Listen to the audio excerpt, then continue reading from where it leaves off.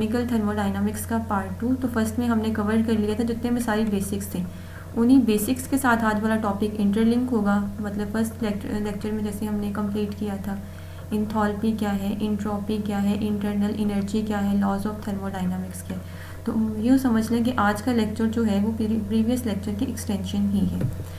जी start करते हैं। Entropy of mixing of ideal gases. तो पहले हम इस स्टेटमेंट का मतलब समझ लेते हैं।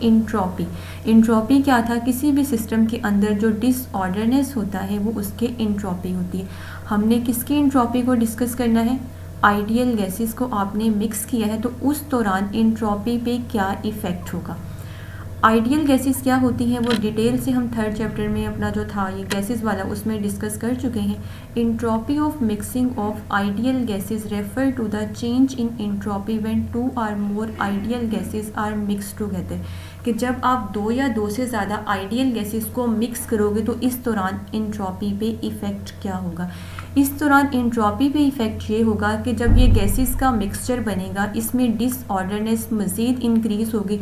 गैसेस जो हैं हमें पता है कि होमोजेनियस मिक्सचर बना देती हैं थ्रू डिफ्यूजन, इंटरमिक्सिंग होती है उनकी, और स्पॉन्टेनियस प्रोसेस जो है वो वैसे भी इंक्रीज़ करते हैं इंट्रोपी को। दूसरी बात ये कि जब आप इनको मिक्स करोगे डिसऑर्डरनेस इंक्रीज़ होगी, इस सिस्टम की इंट्रोपी भी इंक्रीज़ हो जाएगी।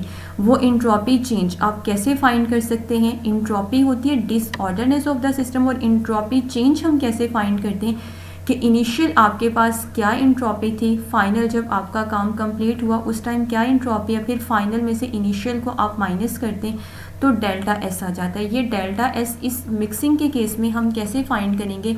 ये होता है इस equal to minus R summation X I log natural X I. अब इसका क्या मतलब है? यहाँ पे डेल्टा एस का मतलब है इंट्रोपी चेंज ऑफ मिक्सिंग, कि मिक्सिंग के बाद इंट्रोपी पे क्या इफेक्ट हुआ है। आर जो है वो आइडियल गैस कांस्टेंट है, एक्स आई जो है वो मोल फ्रैक्शन है उस आइडियल गैस की जिसका मिक्सचर का आप इंट्रोपी चेंज देख रहे हैं, और समेशन जो है वो हमें पता है कि हम सम के लिए यूज़ करते हैं। उसके बाद है reversible work and irreversible work. Chemistry के अंदर जिस वर्क से हमारा वास्ता पड़ता है वो मेनली केमिकल वर्क होता है जो कि प्रेशर वॉल्यूम वर्क होता है। तो ये वर्क दो तरह का होता है, रिवर्सिबल एंड इरिवर्सिबल। रिवर्सिबल नाम से पता चल रहा है जो रिवर्स हो सकता हो। Reversible work refer to the work done in a process that can be reversed by an infinitesimal change.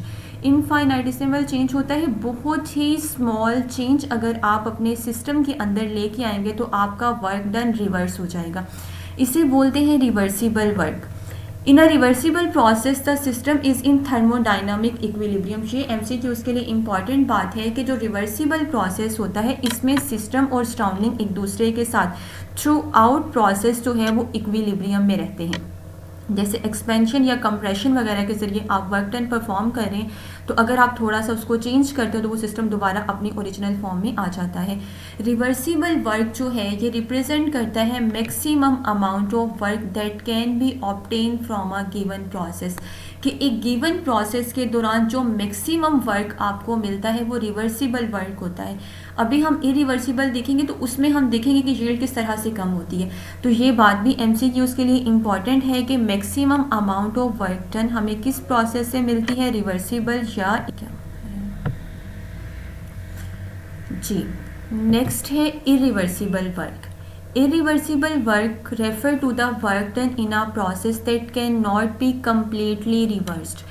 वो वर्क डन जिसमें आप उस सिस्टम को फिर रिवर्स नहीं कर सकते हो बाय फिजिबल चेंज, कि आप सिस्टम या सराउंडिंग के अंदर फिजिबल चेंज करके उसको अपनी इनिशियल सिस्टम कंडीशन में अगर लेके आना चाहें तो इरिवर्सिबल के केस में आप ऐसा नहीं कर सकते। वो आप इसलिए नहीं कर सकते कि इरिवर्सिबल वर्क जब परफॉर्म होता है तो सिस्टम या सराउंडिंग के अंदर कुछ इरिवर्सिबिलिटीज़ आती हैं। फॉर एग्जाम्पल कुछ ना कुछ जो आपकी हीट है वो फ्रिक्शन की फॉर्म में वेस्ट हो जाती है, कुछ जो है वो हीट ट्रांसफ़र हो जाती है। अगर हीट ट्रांसफ़र हो जाएगी आपके सिस्टम से बाहर आ जाएगी या वो फ्रिक्शन वगैरह की फॉर्म में लॉस हो जाएगी तो वो दोबारा आपके सिस्टम का पार्ट तो नहीं होगी ना। तो इसलिए फिर वो जो हीट है वो वर्क डन में तो कन्वर्ट नहीं हो सकेगी, जो इन फॉर्म्स में आपके सिस्टम से रिमूव हो जाएगी। तो जो आपके पास इरिवर्सिबल वर्क होता है इसमें इस तरह के लॉसेस की वजह से, किस तरह के, मतलब जैसे हीट की फॉर्म में कुछ एनर्जी अगर आपके सिस्टम से निकल गई है, या फ्रिक्शन वगैरह को ओवरकम करने के लिए, टर्बुलेंस वगैरह को ओवरकम करने के लिए, या सिस्टम की इंट्रॉपी को इंक्रीज करवाने के लिए, जो एनर्जी, जो हीट इस साइड पे यूटिलाइज हो जाएगी, फिर वो वर्क डन में तो चेंज नहीं हो सकेगी ना। इसलिए इरिवर्सिबल सिस्टम के केस में या इरिवर्सिबल वर्क के केस में हमें जो शील्ड मिलती है वो नॉर्मली कम होती है। उसके बाद है entropy change in reversible and irreversible processes. In thermodynamics, entropy is a measure of the randomness of or disorder of the system. ये बात हम पहले भी कर चुके हैं कि डिसऑर्डरनेस या जो रैंडमनेस होती है हमारे सिस्टम में, उसकी मेजरमेंट को इंट्रॉपी कहा जाता है। तो जो डेल्टा एस होता है वो बड़ा इंपॉर्टेंट कॉन्सेप्ट है। और डेल्टा एस हम कैसे फाइंड करते हैं? फाइनल इंट्रॉपी में से इनिशियल इंट्रॉपी को माइनस करके। रिवर्सिबल प्रोसेस कौन से होते हैं वो अभी हमने देख लिया कि रिवर्सिबल वर्क डन का मतलब ये होता है कि आप एक स्मॉल चेंज की मदद से अपने सिस्टम को इनिशियल स्टेट में वापस लेके आ सकते हैं। इस दौरान जो इंट्रॉपी चेंज आता है वो हम कैलकुलेट करते हैं बाय यूजिंग दिस फार्मूला, यानी delta S is equal to D Q reversible over T. ये क्यू रिवर्सिबल वो हीट है जो आप अपने सिस्टम, जो इस रिवर्सिबल कंडीशन में चेंज आ रहा है आपके सिस्टम में, और टी वो टेम्परेचर है जिस टेम्परेचर पे आप ये हीट प्रोवाइड कर रहे हैं। जो रिवर्सिबल प्रोसेसेस होते हैं इनमें जो इंट्रॉपी चेंज आता है मतलब वो इरिवर्सिबल के केस से कम होता है। इरिवर्सिबल के केस में इंट्रॉपी चेंज ज़्यादा आता है, लेकिन रिवर्सिबल में चूंकि सिस्टम इक्विलिब्रियम में होता है तो इस दौरान जो इंट्रॉपी चेंज है वो हम इस फार्मूला से कैलकुलेट कर सकते हैं। और फिर वो जितने भी आपके पास स्मॉल इंटरवल के बाद आपने उनको कैलकुलेट किया होता है उसके बाद आप उन सबको इंटीग्रेट करके टोटल इंट्रॉपी सिस्टम की फाइंड कर लेते हैं। अगर हम बात करें इरिवर्सिबल प्रोसेस की, इरिवर्सिबल होता क्या है? जिसमें हम किसी स्मॉल चेंज की मदद से उसको अपनी इनिशियल स्टेट में वापस नहीं लेके आ सकते। इस दौरान जो इंट्रॉपी चेंज आता है वो हम कैलकुलेट करते हैं बाय यूजिंग दिस फार्मूला, यानी delta S is greater than or equal to Q irreversible by T. वहाँ पे हमने कहा था कि delta S is equal to Q reversible by temperature, लेकिन यहाँ पे है मेनली ये ग्रेटर देन होता है, सम केसेस में इक्वल भी हो सकता है। अब इरिवर्सिबल प्रोसेसेस के केस में पहले तो हम ये देखेंगे जितने भी स्पॉन्टेनियस प्रोसेसेस होते हैं वो मेनली इरिवर्सिबल होते हैं। ये बात हमने प्रीवियस में कही थी कि नेचर जिन प्रोसेसेस को फेवर करती है मेनली उनमें इंट्रॉपी इंक्रीज हो रही होती है। इसके अलावा अभी हमने ऊपर जब इरिवर्सिबल वर्क की बात की वहाँ पे भी हमने कहा कि कुछ हीट जो है वो हमारी रिमूव हो जाती है, हमारे सिस्टम से लॉस हो जाता है उसका, क्योंकि वो फ्रिक्शन वगैरह को ओवरकम करने में या इंट्रॉपी वाली साइड पे यूज़ हो जाती है। तो इस दौरान हीट कुछ ना कुछ इंट्रॉपी में भी यूटिलाइज हो रही होती है, जिसकी वजह से इंट्रॉपी जो है सिस्टम की इरिवर्सिबल केस में ज़्यादा इंक्रीज हो जाती है। अब जब इंट्रॉपी बढ़ जाएगी तो यूज़फुल वर्क फिर आपको यहाँ से कम मिलेगा, क्योंकि वही हीट थी जो आप अपने सिस्टम को प्रोवाइड कर रहे थे रिवर्सिबल के केस में भी और इरिवर्सिबल के केस में भी एक ख़ास टेम्परेचर पे। लेकिन रिवर्सिबल के केस में वो मैक्सिमम यूटिलाइज हो रही है इसमें वर्क डन में, लेकिन इरिवर्सिबल के केस में वो काफ़ी सारी जो है वो इधर भी कंज्यूम हो जाती है इंट्रॉपी वगैरह की उसमें इसको इंक्रीज़ करने के लिए। उसके बाद है हेल्महोल्ट्ज़ इक्वेशन। थर्मोडाइनमिक्स के अंदर मेनली इक्वेशंस ही होती हैं जिनमें से पूछा जा सकता है क्वेश्चन। तो हेल्महोल्ट्ज़ इक्वेशन जो है वो जर्मन फिजिसिस्ट थे हरमैन वॉन हेल्महोल्ट्ज़ इनका नेम था। इन्होंने रिलेट किया था फ्री एनर्जी को। ये ए फैक्टर जो आपको यहाँ पे नज़र आ रहा है ये है फ्री एनर्जी, इसको हेल्महोल्ट्ज़ फ्री एनर्जी भी कहा जाता है।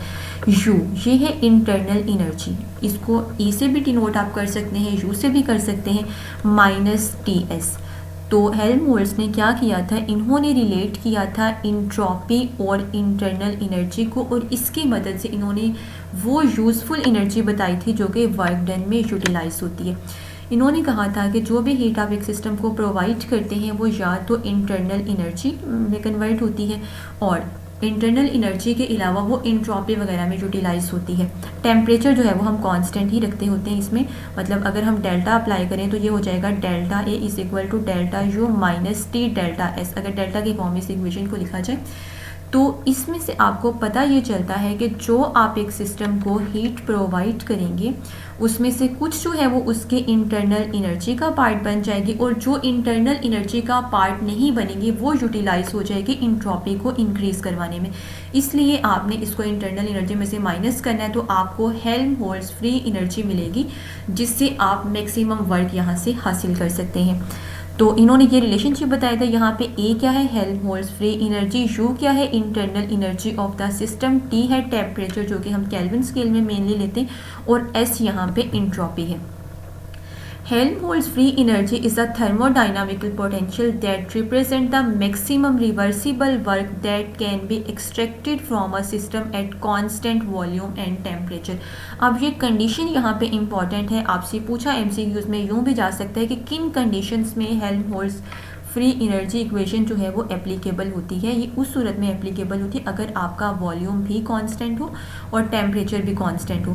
तो उस सूरत में आप कैसे मैक्सिमम वर्क ले सकते हैं अपने सिस्टम से, वो आप इस इक्वेशन की मदद से फाइंड कर सकते हैं।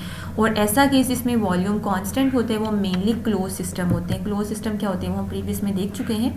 तो ये इक्वेशन जो है वो आपको बताती है कि जो हीट आप प्रोवाइड करते हैं वो किस तरह से यूज़फुल वर्क में कन्वर्ट होती है। उसमें से कुछ जो इंटरनल एनर्जी का पार्ट बनती है जिससे यूज़फुल वर्क आपको मिलता है, और कुछ जो है वो इंट्रॉपी में कन्वर्ट हो जाती है।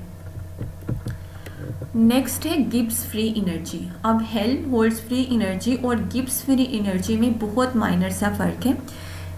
Gibbs free energy, often denoted as G, is a thermodynamical potential that measures the maximum reversible work that can be performed by a thermodynamic system at constant temperature and pressure।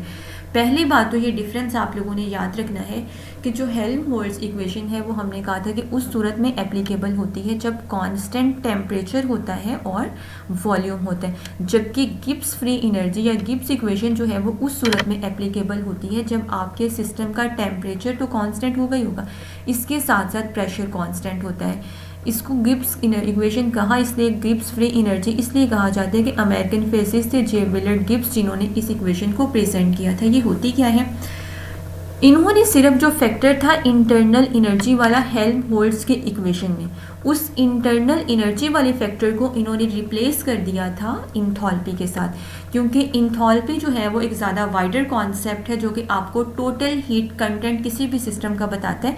तो सिर्फ जो you वाला factor था Helmholtz के equation में इन्होंने उसको replace कर दिया था एच के साथ, जो कि होती है इंथॉल्पी किसी भी सिस्टम की। यहाँ पे जी वही गिब्स फ्री एनर्जी है, एच इंथॉल्पी है, टी टेम्परेचर है, और एस जो है वही सिस्टम की इंट्रॉपी है। तो इन्होंने कहा था कि गिब्स फ्री एनर्जी यानी जिससे आपको मैक्सिमम वर्क मिलेगा वो इक्वल होती है इंथॉल्पी उस सिस्टम की, और उसमें से आपने माइनस कर देना होता है टी एस का प्रोडक्ट, टी टेम्परेचर और एस उसी सिस्टम की इंट्रॉपी। ये जो है डिराइव की जाती है by using second law of thermodynamics. Second law of thermodynamics हम स्टडी कर चुके हैं। ये आपको बताती है रिलेशनशिप इंथॉल्पी के बारे में, और फिर इंथॉल्पी में से आपने क्या करना है, इंट्रॉपी और टेम्परेचर का प्रोडक्ट माइनस करना है। तो उससे आपको जो एनर्जी मिलती है वही प्रेडिक्ट करेगी कि आपका जो रिएक्शन है, आपका जो प्रोसेस है वो स्पॉन्टेनियसली होगा, नॉन स्पॉन्टेनियसली होगा, या वो इक्विलिब्रियम स्टेज पे पहुंच चुका है। तो अगर तो ये आंसर आपके पास आएगा नेगेटिव, तो उस केस में आपका प्रोसेस होगा स्पॉन्टेनियस। वो कैसे होगा वो अभी हम देखते हैं।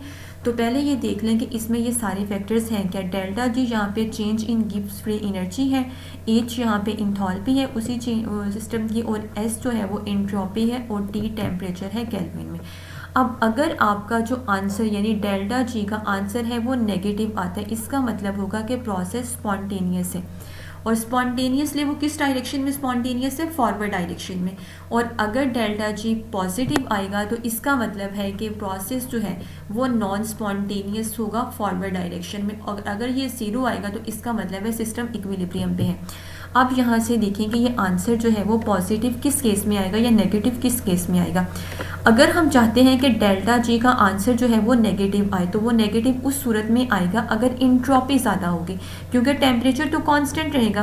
तो तभी अगर हम डेल्टा एच में से माइनस करेंगे ये वाला आंसर, अगर ये बड़ा होगा तो ज़ाहिर सी बात है फिर आपका आंसर जो है वो नेगेटिव में आएगा।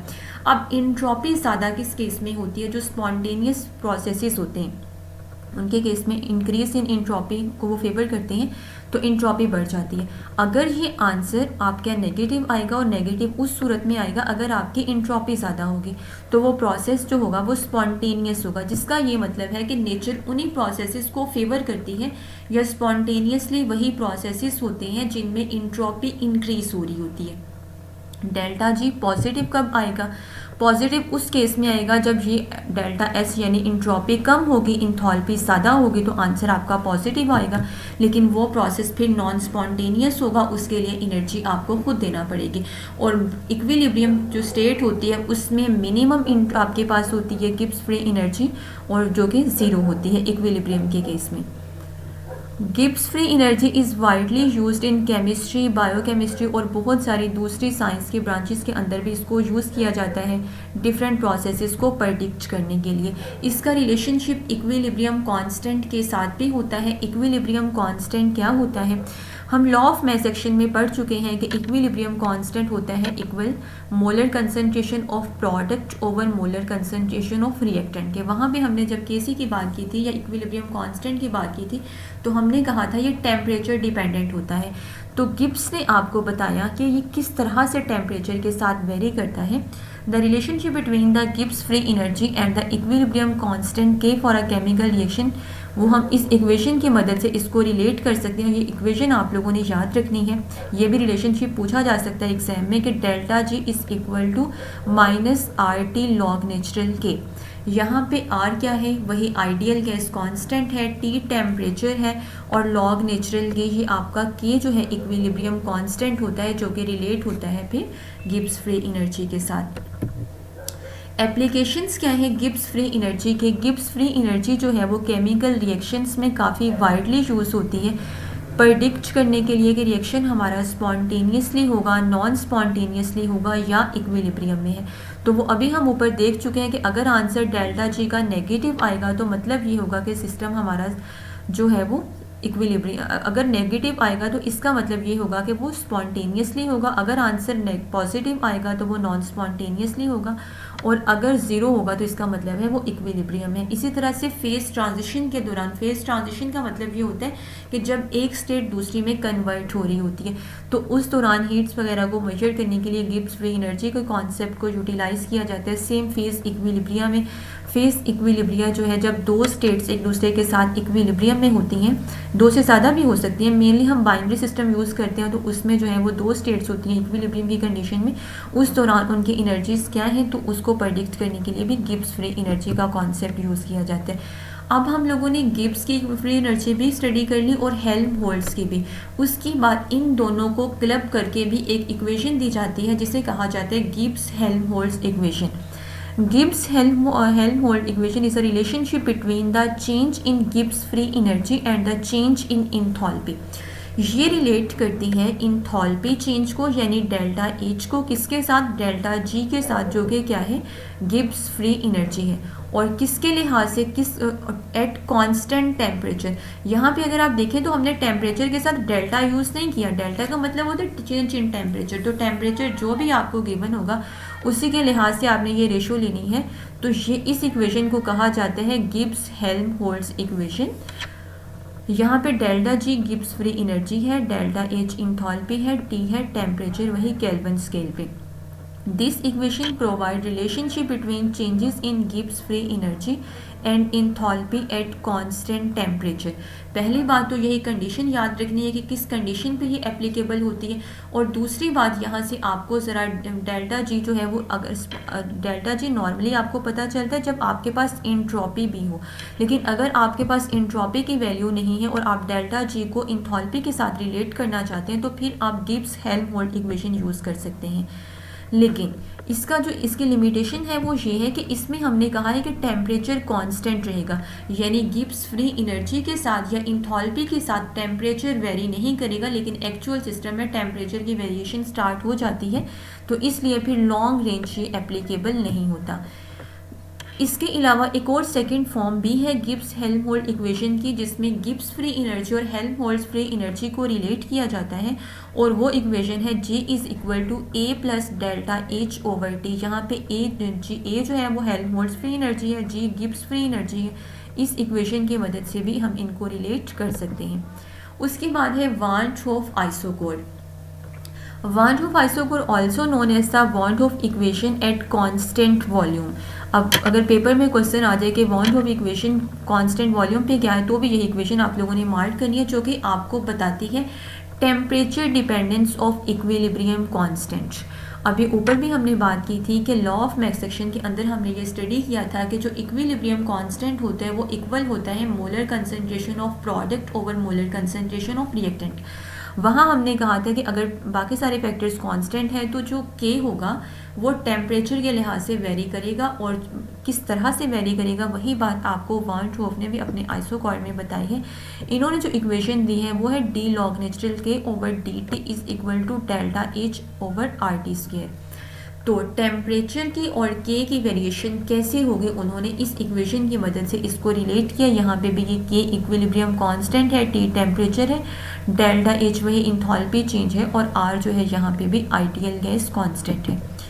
Van Hoff isochord is particularly useful in analyzing how changes in temperature affect the position of equilibrium for a reaction when volume is held constant। कि अगर बाकी सारे फैक्टर वॉल्यूम, प्रेशर वगैरह कांस्टेंट हैं, तो टेम्परेचर के लिहाज से इक्विलिब्रियम कांस्टेंट पे क्या इफेक्ट होगा उसको एनालाइज करने के लिए, प्रेडिक्ट करने के लिए Van Hoff आइसोकॉर्ड को यूज़ किया जाता है, जो कि काफ़ी सारे केमिकल प्रोसेसेस में काफ़ी इंपॉर्टेंट है। उसके बाद है हेजिस लॉ।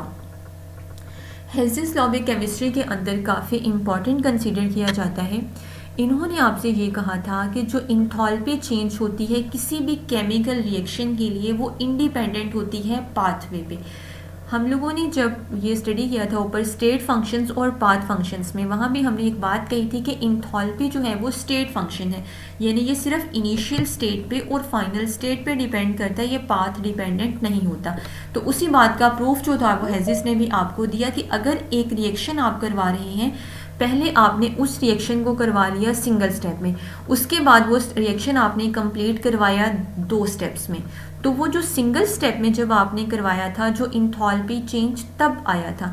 जब आपने उसको 2 स्टेप्स में कंप्लीट किया है तो उस दौरान भी उन दोनों स्टेप्स का सम वो पहले वाला जो इंथैल्पी चेंज है उसी के इक्वल ही होगा।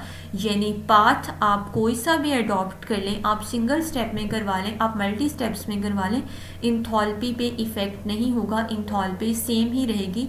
यानी इंथैल्पी जो है वो पाथवे पे इंडिपेंडेंट होती है। तो हेजिस ने यही बात आपको बताई थी, और इन्होंने ये एग्जांपल्स के साथ भी इस लॉ को प्रूफ किया था। आप यूँ समझ लें कि आप बना रहे हैं कार्बन डाइऑक्साइड। पहले आप लोगों ने कार्बन लिया, उसकी ऑक्सीडेशन करवाई, सिंगल स्टेप में आपके पास कार्बन डाइऑक्साइड की फॉर्मेशन होगी। फिर वही रिएक्शन हुआ 2 स्टेप में कंप्लीट। पहले स्टेप में आपने हाफ मोल ऑक्सीजन ली तो वो कार्बन मोनोऑक्साइड बना, फिर कार्बन मोनोऑक्साइड की दोबारा से ऑक्सीडेशन करवा के कार्बन डाइऑक्साइड में कन्वर्ट हो गया। अब जो सिंगल स्टेप में आने वाली इंथैल्पी चेंज है और जो 2 स्टेप्स में आने वाला इंथैल्पी चेंज है, ये दोनों इक्वल ही होंगे। मतलब 2 स्टेप्स का सम उस सिंगल स्टेप की इंथैल्पी के इक्वल ही होगा। तो ये आमतौर पे यूज़ तब किया जाता है जब कुछ जो मल्टी स्टेप रिएक्शन होते हैं ना, उनमें कुछ स्टेप्स ऐसे होते हैं जिनमें बनने वाला इंटरमीडिएट बहुत ही शॉर्ट इंटरवल ऑफ टाइम के लिए बनता है, तो डायरेक्टली उसकी इंथैल्पी कैलकुलेट नहीं हो पाती। तो फिर अगर आपका मतलब 3 इंथैल्पीज़ हैं, ये फ़र्ज़ करें डेल्टा H1 हम पहले सिंगल स्टेप वाले को कह रहे हैं, और फिर दूसरे को जो वही वाला काम आपने 2 स्टेप में करवाया तो एक को आप डेल्टा H2 कह दें, थर्ड स्टेप को आप डेल्टा H3 कह दें। तो अगर आपको 2 स्टेप्स के पता चल जाए तो तीसरे की आप उनको रीअरेंज करके कैलकुलेट कर सकते हैं। तो इस तरह से हेजिस ने ये बात आपको बताई। उसके बाद है बॉर्न-हेबर साइकिल। बॉर्न-हेबर साइकिल भी केमिस्ट्री के अंदर काफ़ी इंपॉर्टेंट है। ये मेनली यूज़ किया जाता है इंथैल्पी ऑफ फॉर्मेशन फाइंड करने के लिए। या लैटिस एनर्जी आयोनिक कंपाउंड्स की होती है उसको फाइंड करने के लिए। इसको बॉर्न हैबर इसीलिए कहा जाता है कि मैक्स बॉर्न और फ्रिट्ज हैबर ने इसमें कंट्रीब्यूट किया था काफ़ी। तो फॉर्मेशन ऑफ आयोनिक कंपाउंड्स की फॉर्मेशन होती कैसे है, हम जैसे ये सोडियम क्लोराइड को बना रहे हैं तो सोडियम है आपके पास मेटल होती है सॉलिड फॉर्म में और क्लोरीन होती है गैशियस फॉर्म में, तो इससे NaCl बन गया।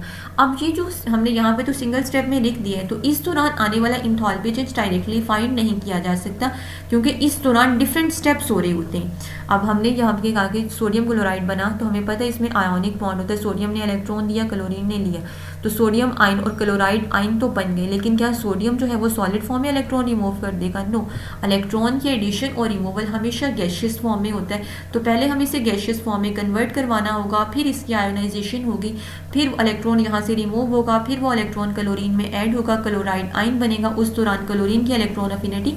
तो इन सब को ऐड करके ही आप यहाँ से लैटिस एनर्जी कैलकुलेट कर सकते हैं। तो जो स्टेप्स यहाँ पे इन्वॉल्व होते हैं वो डिफरेंट होते हैं। सबसे पहले sublimation of sodium into gaseous sodium atoms. तो अगर आप यहाँ पे सब्लिमेशन का वर्ड यूज़ कर लें तो भी ठीक है, अगर आप कहेंगे हम सोडियम को पहले जो है वो मेल्ट करके लिक्विड फॉर्म में लेके आएंगे सॉलिड से, उसके बाद इसको वेपराइज करवाएंगे, तो उन दोनों का जो इंथॉल्पी चेंज होगा वो भी इसके इक्वल ही होगा, जिसको डायरेक्ट हम यहाँ पे सब्लिमेशन के टर्म में ले रहे हैं। उसके बाद क्लोरीन जो है वो डायटोमिक फॉर्म में होती है, इसको हमें एलिमेंटल फॉर्म में लेके आना होगा, गैशियस क्लोरीन एटम्स में कन्वर्ट करना होगा। फिर अब पहले आपने सोडियम को सॉलिड फॉर्म से आप लेके आए गैशियस फॉर्म में, क्लोरीन को डायटोमिक फॉर्म से मोनोएटॉमिक फॉर्म में, उसके बाद आपने सोडियम की आयोनाइजेशन करवाई है, फिर क्लोरीन में इलेक्ट्रॉन ऐड किया तो उसकी इलेक्ट्रॉन अफिनिटी हो गई। तो इन सब को फिर ऐड करके आपके पास टोटल लैटिस एनर्जी आएगी। तो ये ज़्यादातर जो बॉन्ड हैबर साइकिल होते हैं वो इसी तरह के जो प्रोसेसेस होते हैं जिनके लिए इंथॉल्पी सिंगल स्टेप में कैलकुलेट करना फिजिबल नहीं होता, तो वहाँ पे इन सब को ऐड करके जब इंथॉल्पी कैलकुलेट की जाती है तो उस जो कॉन्सेप्ट था वो बॉन्ड हैबर ने दिया था, तो इसीलिए इसको बॉन्ड हैबर साइकिल भी कहा जाता है। उसके बाद है कैलॉजियस-कैलिब्रन इक्वेशन। कैलॉजियस-कैलिब्रन इक्वेशन भी काफ़ी फंडामेंटल कॉन्सेप्ट है थर्मोडाइनामिक्स के अंदर, जो कि आपको रिलेशनशिप बताता है वेपर प्रेशर का टेम्परेचर्स के साथ, और मेनली जब फेस ट्रांजिशन हो रही होती है, फेस ट्रांजिशन जैसे अब वेपराइजेशन का अगर प्रोसेस परफॉर्म करवा रहे हैं तो उस दौरान लिक्विड एंड गैशियस फॉर्म जो है वो एक दूसरे के साथ इक्विलिब्रियम में होती है। इस तरह से अगर कंडेंसेशन का प्रोसेस हो रहा है तो उस दौरान लिक्विड और गैस जो है वो एक दूसरे के साथ इक्विलिब्रियम में होते हैं। सब्लिमेशन है तो सॉलिड और गैस एक दूसरे के साथ इक्विलिब्रियम में होते हैं। तो कैलॉजियस-कैलिब्रन ने जो इक्वेशन आपको दी थी वो यही आपको बताती है कि टेम्परेचर के लिहाज से सब्सटेंसेस का वेपर प्रेशर कैसे वेरी करेगा एट इक्विलिब्रियम स्टेज। तो ये इक्वेशन भी आप लोगों ने अच्छे तरीके से याद रखनी है। ये भी अक्सर पूछी जा सकती है कि आपसे पूछा जाए कि मार्क करें इसमें से कैलॉजियस-कैलिब्रन इक्वेशन कौन सी है, या इसमें ये P1 कौन सा फैक्टर है, या ये डेल्टा H क्या है, या R क्या है। तो Clausius Clapeyron equation is a fundamental thermodynamic relationship that describe the behaviour of the equilibrium vapour pressure of a substance as a function of temperature.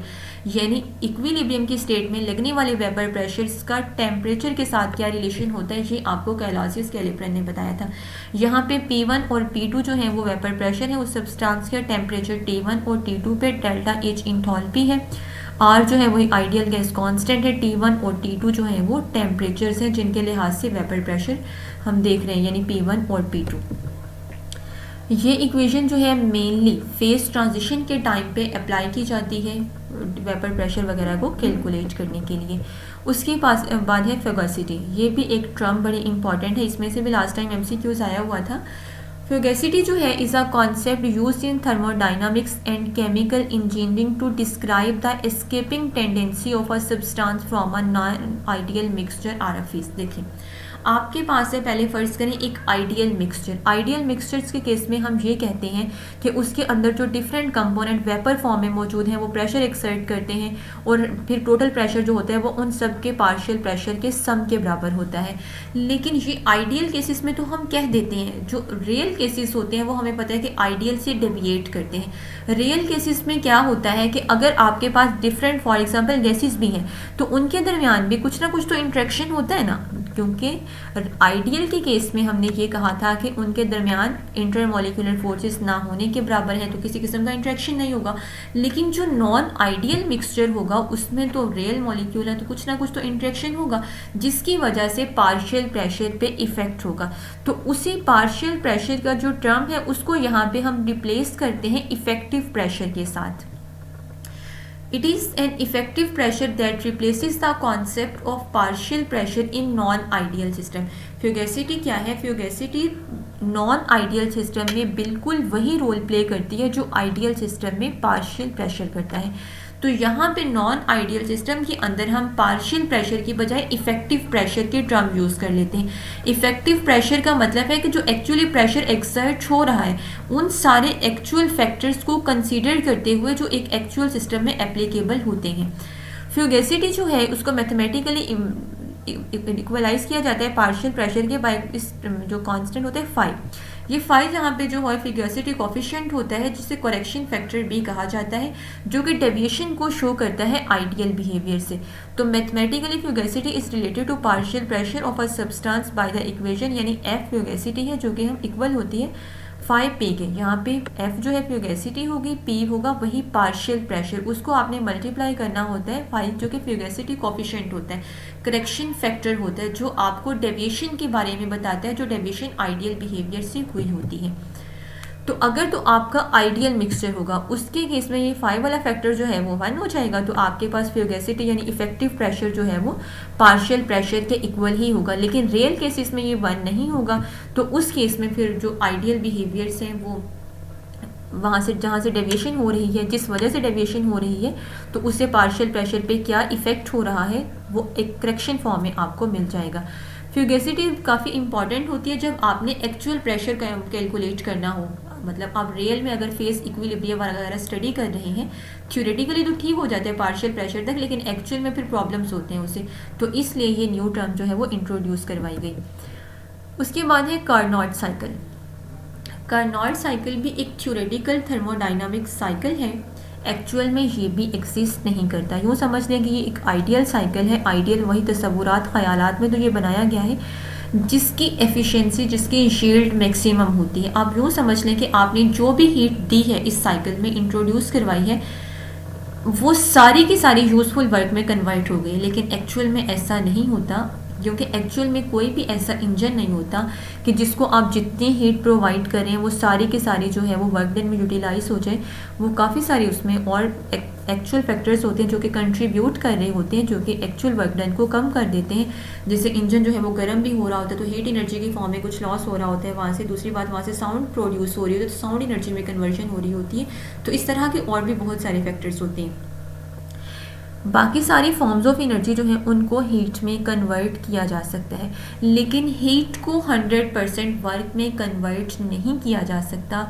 लेकिन इस कार्नोट साइकिल जो है, जो कि कार्नोट सादी ने इंट्रोड्यूस करवाया था, उन्हीं के नेम की बेस पे इसे कार्नोट साइकिल भी कहा जाता है।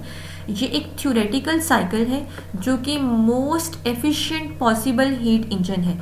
यानी आप यूँ समझ लें कि अभी तक ऐसा आइडियल केस हुआ नहीं है और ना ही होने के चांसेस हैं। इसमें यह है कि जितनी भी आपने हीट प्रोवाइड की होगी वो सारी की सारी जो है वो वर्क डन में यूटिलाइज हो जाएगी, तो ऑब्वियसली इसकी जो एफिशिएंसी होगी वो मैक्सिमम होगी। इसके अंदर हो रही होती हैं टोटल 4 प्रोसेसेस। एक हो रहा होता है isothermal expansion, adiabatic expansion, isothermal compression और एडियाबैटिक कंप्रेशन। यहाँ पे हमारे पास जो सिस्टम होता है वो 2 डिफरेंट टेम्परेचर्स के दरमियान ऑपरेट कर रहा होता है। एक होती है हाई टेम्परेचर रिजर्वायर, एक होती है लो टेम्परेचर रिजर्वायर। उनके दरमियान में है ऑपरेटिंग सिस्टम आपका हीट इंजन जो कि मोस्ट एफिशिएंट है, और उसमें ये 4 काम होने हैं। तो पहला काम है आइसोथर्मल एक्सपेंशन। आइसोथर्म का मतलब क्या होता है? टेम्परेचर सेम रहना है। अब टेम्परेचर सेम रहेगा तो फिर होगा क्या, होगा ये कि जो भी इसमें जो फर्स्ट स्टेप आपका होता है, वर्किंग सब्सटेंस जो कि यूजुअली आपकी गैस ही होती है, वो इन कांटेक्ट होती है हाई टेम्परेचर रिजर्वायर के साथ। हमने क्या कहा था कि हमारे पास दो रिजर्वायर्स होंगे, इसमें एक हाई टेम्परेचर रिजर्वायर, एक लो टेम्परेचर रिजर्वायर, और दरमियान में ऑपरेटिंग सिस्टम है आपका। तो आइसोथर्मल एक्सपेंशन जो होती है, इसमें आपकी वर्किंग सब्सटेंस जो होती है वो इन कांटेक्ट होती है हाई टेम्परेचर रिजर्वायर से। अब हाई टेम्परेचर रिजर्वायर के साथ इन कांटेक्ट है तो जाहिर सी बात है हीट हाई से लो की तरफ शफल होगी, तो उस रिजर्वायर से आपके सिस्टम में आएगी हीट। अब जो हीट आपके सिस्टम में आ रही है, टेम्परेचर ने तो नहीं बढ़ना। जब टेम्परेचर नहीं बढ़ेगा तो ऑब्वियसली इंटरनल एनर्जी नहीं बढ़ेगी, क्योंकि इंटरनल एनर्जी क्या थी, काइनेटिक एनर्जी और पोटेंशियल एनर्जी का सम। तो टेम्परेचर का इफेक्ट काइनेटिक एनर्जी पे होना था, लेकिन टेम्परेचर चेंज नहीं हो रहा, तो इंटरनल एनर्जी चेंज नहीं होगी। जब इंटरनल एनर्जी चेंज नहीं होगी तो जो भी हीट एब्जॉर्ब होगी उस हाई टेम्परेचर रिजर्वायर से, वो सारी की सारी वर्क डन में यूटिलाइज हो जाएगी। हीट चूंकि एब्जॉर्ब हो रही है तो ये वर्क डन भी यहाँ पे पॉजिटिव होगा। तो आइसोथर्मल एक्सपेंशन के केस में क्या होता है कि हाई टेम्परेचर रिजर्वायर से हीट आपके ऑपरेटिंग सिस्टम में एंटर होती है। टेम्परेचर ने कांस्टेंट रहना है, तो जो आपकी हीट यहाँ पे एब्जॉर्ब होगी वो सारी की सारी वर्क डन में कन्वर्ट हो जाएगी। ये था फर्स्ट स्टेप जिसमें आइसोथर्मल एक्सपेंशन हुई, यानी टेम्परेचर कांस्टेंट रहा, आपके सिस्टम ने एक्सपेंड किया और जो हीट उसने एब्जॉर्ब की वो सारी की सारी किस में कन्वर्ट हो गई है, वर्क डन के अंदर। यानी Q जो है, जो हीट उसने एब्जॉर्ब की है हाई टेम्परेचर रिजर्वायर से, वो सारी की सारी वर्क डन में कन्वर्ट हो गई। तो ये 4 स्टेप्स होते हैं। सबसे पहला तो हमने देख लिया कि आइसोथर्मल एक्सपेंशन, जिसमें हमने क्या कहा था कि हाई टेम्परेचर रिजर्वायर से हीट एंटर होती है, इस सिस्टम में हीट इन होती है, जो फर्स्ट स्टेप है आपका, और सिस्टम आपका एक्सपेंड करता है, टेम्परेचर कांस्टेंट रहेगा। सेकंड है एडियाबैटिक एक्सपेंशन। अब एडियाबैटिक हमने कल भी पढ़ा था, जब लास्ट जो हमने स्टडी किया था, कि जिसमें हीट एक्सचेंज नहीं हो रहा होता। अब जब हीट ही एक्सचेंज नहीं हो रहा सिस्टम और सराउंडिंग के दरमियान, तो यहाँ पे वर्क डन नहीं होगा। जो भी प्रोसेस आपके एडियाबैटिकली होंगे ना, चाहे वो एक्सपेंशन है चाहे वो कंप्रेशन है, उनके केसेस में वर्क डन 0 होगा। वर्क डन आपका होगा उस केस में जब या तो हीट इन हो रही है या हीट आउट हो रही है, और हीट इन होती है आइसोथर्मल एक्सपेंशन में और हीट आउट होती है आइसोथर्मल कंप्रेशन के दौरान। तो एडियाबैटिक के दौरान क्या होता है कि हीट एक्सचेंज सराउंडिंग के साथ तो नहीं हो रहा, तो जो हीट प्रेजेंट है वो सिस्टम को एक्सपेंड करने में यूज हो गई। अब एक्सपेंड जब होगा तो उस दौरान जो है फिर टेम्परेचर क्या होने लग जाएगा, लो। उसके बाद आइसोथर्मल कंप्रेशन, इसमें ये आपका जो सिस्टम है ये इन कांटेक्ट आ जाता है लो टेम्परेचर रिजर्वायर के साथ, तो सिस्टम अपनी हीट इजेक्ट कर देता है लो टेम्परेचर रिजर्वायर में, तो इससे जो सिस्टम है वो कंप्रेस हो गया। उसके बाद जो है यहाँ पे भी वर्क डन होगा, लेकिन अब चूंकि हीट आउट हो रही है तो वर्क डन नेगेटिव हो जाएगा। उसके बाद है एडियाबैटिक कंप्रेशन। एडियाबैटिक कंप्रेशन में भी ये होगा कि यहाँ पे भी हीट एक्सचेंज सिस्टम के साथ सराउंडिंग की नहीं होगी, क्योंकि एडियाबैटिक प्रोसेस है, लेकिन कंप्रेशन की वजह से टेम्परेचर राइज हो जाएगा। तो ये होते हैं 4 स्टेप्स, जिनमें पहला हम देख चुके हैं। सेकंड है एडियाबैटिक एक्सपेंशन। इसमें वर्किंग सब्सटेंस जो होती है वो एक्सपेंड तो करती है, लेकिन एडियाबैटिकली, यानी कोई हीट एक्सचेंज उसका नहीं होता सराउंडिंग के साथ। एज अ रिजल्ट टेम्परेचर कम होता है, क्योंकि जो हीट थी वो भी यूटिलाइज हो गई एक्सपेंशन के प्रोसेस में। सराउंडिंग से मज़ीद तो वो एब्जॉर्ब कर ही नहीं रहे, क्योंकि आपका जो सिस्टम है वो एडियाबैटिक कंडीशन में है, जिसमें उसने हीट एक्सचेंज नहीं करनी सराउंडिंग के साथ। तो एज अ रिजल्ट गैस जो है उसका टेम्परेचर कम होगा, कूल्स डाउन होगी, और इसमें वर्क डन 0 होगा इस स्टेप में, क्योंकि हीट एक्सचेंज नहीं हो रही। उसके बाद थर्ड स्टेप है आइसोथर्मल कंप्रेशन। आइसोथर्मल कंप्रेशन में आपका जो वर्किंग सब्सटेंस है, जो आपका ऑपरेटिंग सिस्टम है, वो इन कांटेक्ट आ जाता है लो टेम्परेचर रिजर्वायर के साथ, तो वो अपनी हीट इजेक्ट कर देगा उस लो रिजर्वायर की तरफ जिसका टेम्परेचर कम है, जिससे क्या होगा, हीट इजेक्ट होगी, वर्क डन हुआ, लेकिन नेगेटिव होगा। लास्ट स्टेप पे होता है एडियाबैटिक कंप्रेशन। इसमें working substance continue to be compressed, वो कंप्रेस तो होती है लेकिन एडियाबैटिकली, जिसका मतलब है हीट एक्सचेंज नहीं होगा, तो यहाँ पे भी वर्क डन क्या हो जाएगा, 0 हो जाएगा, इंडिकेटिंग नो हीट एक्सचेंज। तो याद आपने यहाँ पे ये रखना है कि जो आपके एडियाबैटिक प्रोसेसेस हैं, चाहे वो एक्सपेंशन है चाहे वो कंप्रेशन है, उस दौरान सिस्टम और सराउंडिंग के दरमियान हीट एक्सचेंज नहीं हो रही होती, वहाँ पे वर्क डन 0 होता है। बाकी रह गए आइसोथर्मल एक्सपेंशन और आइसोथर्मल कंप्रेशन। तो आइसोथर्मल एक्सपेंशन के केस में वो इन कांटेक्ट होता है सिस्टम हाई टेम्परेचर रिजर्वायर के साथ, हीट को एब्जॉर्ब करता है तो वर्क डन होता है पॉजिटिव। और जो आइसोथर्मल कंप्रेशन है इसमें इन कांटेक्ट होता है लो टेम्परेचर रिजर्वायर के साथ, हीट को इजेक्ट करता है तो वर्क डन होता है negative. Efficiency of Carnot cycle which represent the ratio of the work done by the engine to the heat absorbed from the high temperature reservoir। देखिए हमने कहा था स्टार्ट में कि ये मैक्सिमम जो एफिशिएंट इंजन है वो यही कार्नोट साइकिल है या कार्नोट हीट इंजन है। इसमें जितनी भी हीट उन्होंने पहले एब्जॉर्ब की थी कहाँ से, हाई टेम्परेचर रिजर्वायर से, वो उन्होंने यूटिलाइज की है वर्क डन में। तो इसकी एफिशिएंसी आप इस फार्मूला से कैलकुलेट करते हैं, eta is equal to 1 minus T L over T H. Eta efficiency है, टी एल है टेम्परेचर हाई जो आपके पास है absolute temperature of high temperature reservoir, और टी एल है absolute temperature of low temperature reservoir. तो यहाँ से एफिशिएंसी इस इक्वेशन की मदद से तो मैक्सिमम आपको ये इंजन दे देता है, लेकिन एक्चुअल में ऐसा बेंचमार्क, ऐसा आइडियलाइज सिस्टम जो है वो एग्जिस्ट नहीं करता रियल इंजन्स की अगर हम बात करें तो, क्योंकि रियल के अंदर बहुत सारे कंट्रीब्यूटिंग फैक्टर्स होते हैं जो कि हीट को वेस्ट कर रहे होते हैं डिफरेंट फॉर्म्स में, इसलिए एक्चुअल की जो एफिशिएंसी होती है वो हमेशा इस कार्नोट इंजन से कम ही होती है। एप्लीकेशंस ऑफ केमिकल थर्मोडाइनमिक्स, तो केमिकल थर्मोडाइनमिक्स के अंदर जो कुछ भी हमने स्टडी किया है उसको हम अप्लाई कहाँ पे कर सकते हैं। तो सबसे पहली बात केमिस्ट्री है, केमिकल थर्मोडाइनमिक्स है, तो केमिकल रिएक्शंस के अंदर थर्मोडाइनमिक्स की मदद से हमें रिएक्शन की फिजिबिलिटी का, उसकी डायरेक्शन का आइडिया हो जाता है। जैसे हमने डेल्टा जी को स्टडी किया कि इससे हमें पता चल जाएगा कि रिएक्शन जो है वो किस डायरेक्शन में स्पॉन्टेनियसली फिजिबल है, किस डायरेक्शन में नॉन स्पॉन्टेनियसली फिजिबल है, किस केस में वो इक्विलिब्रियम में आ चुका होता है। इसी तरह से जो फेस इक्विलिब्रिया होता है जिसमें डिफरेंट फेसेस जो है एक दूसरे के साथ इक्विलिब्रियम की कंडीशन में होती हैं, उसको स्टडी करने के लिए डिफरेंट इक्वेशन यूज़ की जाती हैं, जैसे कैलॉसिस कैलिब्रेंट इक्वेशन वगैरह, वो सारा कुछ हम थर्मोडाइनमिक्स में स्टडी करते हैं।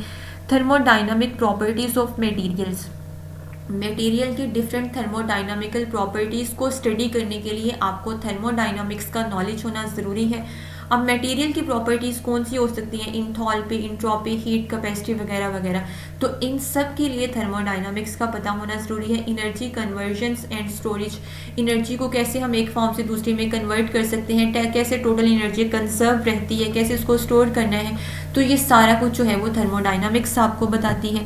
इन्वायरमेंटल केमिस्ट्री के अंदर भी इसका रोल होता है। बहुत सारे इन्वायरमेंटल प्रोसेसेस जो होते हैं उनको टैकल करने के लिए एटमॉस्फेरिक केमिस्ट्री के मेनली अगर हम बात करें कि एटमॉस्फेयर की डिफरेंट लेयर्स होती हैं, ट्रोपोस्फेयर, स्ट्रेटोस्फेयर, मेसोस्फेयर वगैरह वगैरह, उनमें टेम्परेचर वेरिएशंस वगैरह को देखना थर्मोडाइनमिक्स आपको बताती है। बायोकेमिकल रिएक्शंस जो होते हैं जो लिविंग ऑर्गेनिजम्स की बॉडी में हो रही होते हैं, उनमें मेनली जो कि इंजाइम कैटालाइज्ड होते हैं, डिफरेंट पाथवेज होते हैं उनका वो इंजाइम एक ख़ास टेम्परेचर पे, एक ऑप्टिमम टेम्परेचर पे मैक्सिमम यील्ड देते हैं।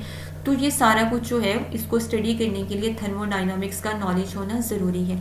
तो ये थे कुछ एप्लीकेशंस थर्मोडाइनमिक्स के। इसी तरह से कैटालाइसिस जो है, रिएक्शन काइनेटिक्स है, कैटालाइसिस जिसमें इंजाइम कैटालाइज्ड रिएक्शन को हम देखते हैं, और जैसे अभी हमने ऊपर भी कहा कि वो ऑप्टिमम कंडीशंस में प्रॉपरली वर्क करते हैं, तो ऑप्टिमम कंडीशंस का पता होना, फिर उनको अप्लाई करना, इसमें भी थर्मोडाइनमिक्स आपको हेल्प आउट करती है। ओवरऑल जो है केमिकल थर्मोडाइनमिक्स जो है बड़ा की रोल प्ले करती है रिएक्शंस काइनेटिक्स में भी। रिएक्शन काइनेटिक्स जिसमें हम रेट ऑफ रिएक्शन के बारे में स्टडी करते हैं कि मैक्सिमम जो रेट है वो किस टेम्परेचर पे होगा, तो उसके लिए भी थर्मोडाइनमिक्स का नॉलेज होना ज़रूरी है। बहुत सारे डिसिप्लिन्स के अंदर थर्मोडाइनमिक्स का कंट्रीब्यूशन है। हमने मेनली केमिस्ट्री के लिहाज से देखा है, इसके अलावा फिज़िक्स के अंदर बहुत इंपॉर्टेंट रोल है थर्मोडाइनमिक्स का। बाकी भी बहुत सारी साइंस की ब्रांचेस हैं जहाँ पे ये यूटिलाइज हो रही होती है। तो यहाँ पे आपका ये जो चैप्टर था वो कंप्लीट हो गया है। इसको आप लोगों ने स्टडी अप करना है डिफरेंट बुक से, स्टार्ट वहीं से फर्स्ट ईयर की केमिस्ट्री से कीजिएगा, उसके बाद फिर बीएससी और बीएस भल की जो बुक है फिजिकल केमिस्ट्री वाली, वहाँ से इसको आप लोगों ने थॉरोली पढ़ना है।